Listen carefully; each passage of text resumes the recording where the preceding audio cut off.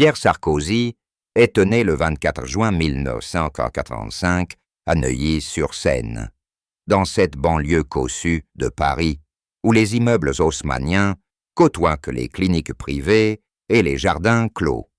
Il est le deuxième fils de Nicolas Sarkozy, alors jeune avocat promis à un brillant avenir politique, et de Marie-Dominique Cuglioli, issue d'une famille corse discrète et catholique pratiquante.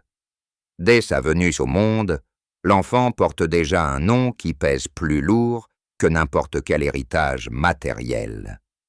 Les photographes attendent devant la maternité. Les journaux titrent sur le deuxième fils du futur ministre. Et la vie de Pierre commence sous les flashs, avant même qu'il ait ouvert les yeux.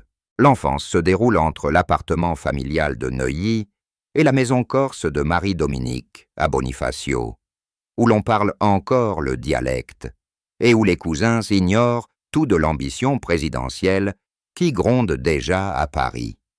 Pierre grandit avec deux frères aînés, Jean et un demi-frère, plus âgé issu d'un précédent mariage de son père.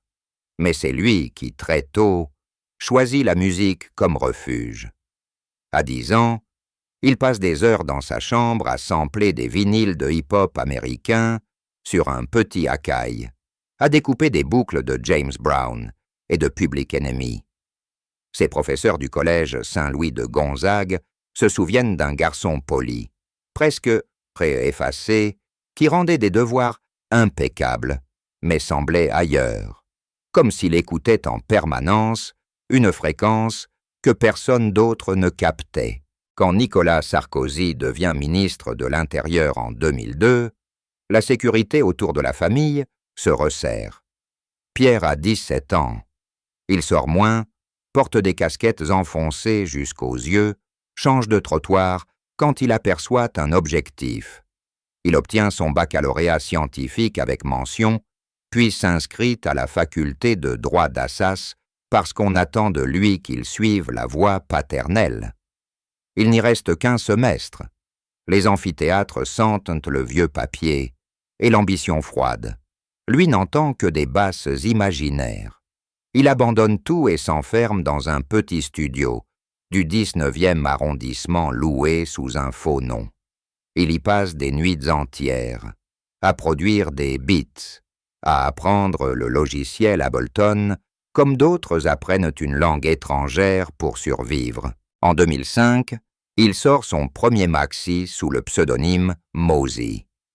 Les forums spécialisés s'emballent.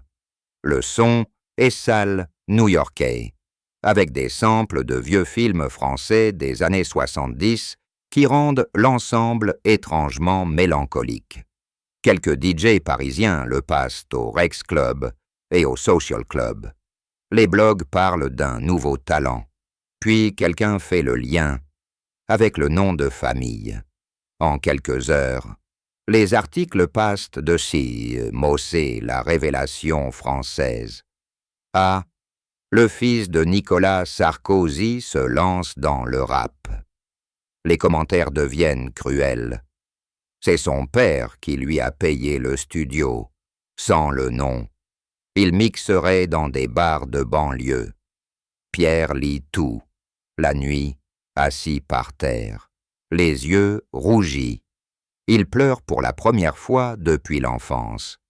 Il dira plus tard, la voix brisée, à un journaliste du magazine Tsugi qui avait réussi à gagner sa confiance, ils entendent Sarkozy avant d'entendre la musique.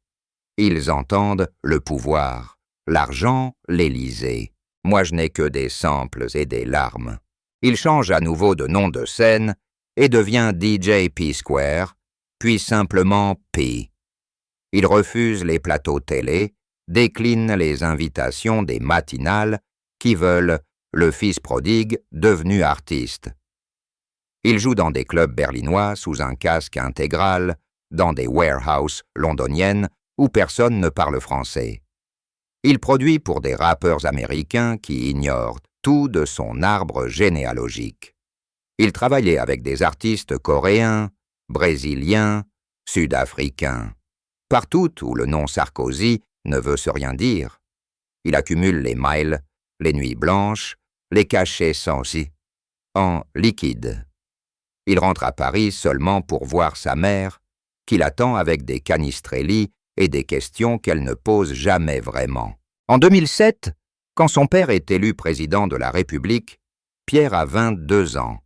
Il regarde la soirée électorale depuis un bar anonyme du canal Saint-Martin. Il voit la foule place de la Concorde, entend les « Nicolas, Nicolas » qui résonnent comme un écho déformé de son propre nom. Il sort dans la nuit, met ses écouteurs, monte le volume jusqu'à s'abîmer les tympans. Il marche longtemps. Il finit sur le pont des Arts à 4 heures du matin et jette son téléphone dans la Seine. Il veut disparaître, pas mourir, disparaître, redevenir un inconnu absolu. Les années Élysées sont les plus dures. Les services de protection le suivent même quand il refuse. Des paparazzis campent devant son immeuble. Une photo volée de lui en train de fumer un joint fait la une de Voici avec le titre « Le fils du président dérape ». Nicolas Sarkozy, dans l'avion présidentiel, lit le journal et serre les dents. Il appelle son fils. La conversation est brève, glaciale. Pierre raccroche et part 3 mois à Los Angeles. Il y produit un album entier sous le nom de Vanfort John, la date de sa naissance, qu'il transforme en malédiction et en étendard. L'album ne sortira jamais officiellement, mais les tracks circulent sous le manteau et deviennent cultes dans certains milieux underground. Il tombe amoureux pour la première fois à 25 ans. Elle s'appelle Léa. C'est une graphiste bordelaise rencontrée dans un club de Lisbonne. Elle ne sait pas qui il était vraiment. Ils passent une semaine ensemble sans qu'il dise son nom complet. Il signe les notes d'hôtel Pierre D. Quand elle finit par comprendre, en voyant une vieille couverture de Paris Match dans un café, elle ne dit rien. Elle pose juste sa main sur la sienne et murmure « Ça va aller ». Leur histoire dure 2 ans. Ils vivent entre Lisbonne, Berlin et un petit appartement du 10e arrondissement. Pierre n'a jamais été aussi heureux. Il compose des morceaux lumineux, presque house, avec des voix de femmes qui chantent en portugais.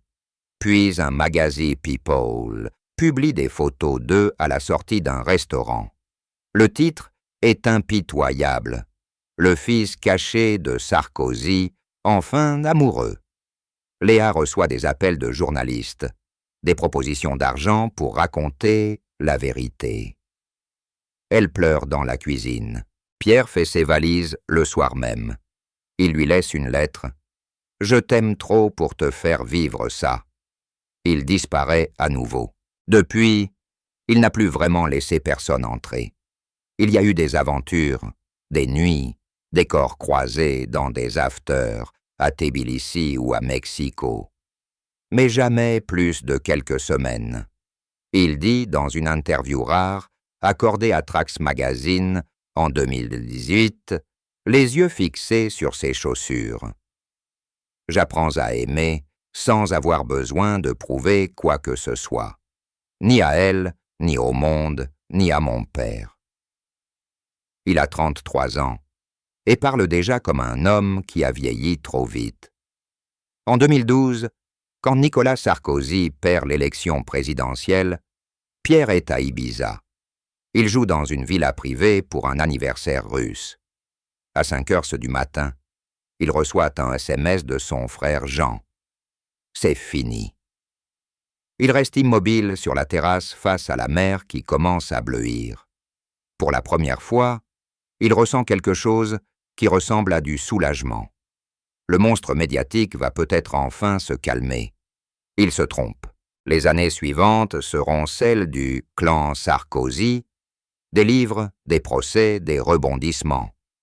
Son nom revient sans cesse, associé à des affaires auxquelles il n'a jamais été mêlé. Il décide alors de rentrer en France et de faire face.